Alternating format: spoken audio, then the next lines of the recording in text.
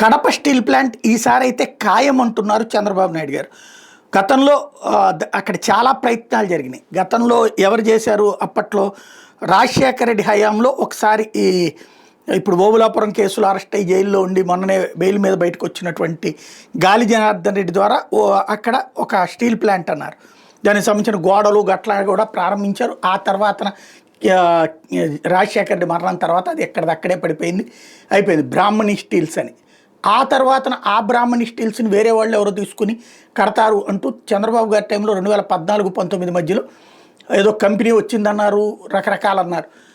చివరికి లాస్ట్ ఎలక్షన్స్కి ఒక నెల రోజుల ముందో 2 నెలల ముందో సీఎం రమేష్ నిరాహారదీక్ష, ఆ నిరాహారదీక్షకి స్పందించేసి అర్జెంటుగా నేను ఇచ్చేస్తాను, ఇది సాధించేశాడు సీఎం రమేష్ అంటూ నిమ్మకాయ రసం ఇచ్చినటువంటి చంద్రబాబు నాయుడు అక్కడ స్టీల్ ప్లాంట్కి ఓకే అన్నారు. ఆ తర్వాత స్టీల్ ప్లాంట్కి శంకుస్థాపన అన్నారు, అంత అయిపోయింది. ఆ తర్వాత అది పక్కకి పోయింది.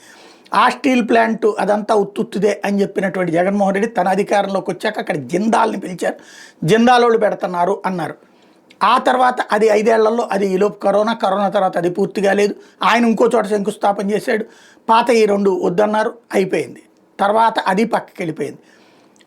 ఇప్పుడు ప్రభుత్వం వచ్చేటప్పటికి చంద్రబాబు గారు తాజాగా ఏదైతే ఈ పెన్షన్ల కార్యక్రమానికి ఆటోలో వెళ్ళారు. ఈ దఫా కొత్తగా ఆటోలో అంటే కొంచెం డిఫరెంట్గా ప్లాన్ చేస్తున్నారు. వాళ్ళ పిఆర్ టీం ఎవరో చాలా టాక్టికల్గా ఉన్నారు.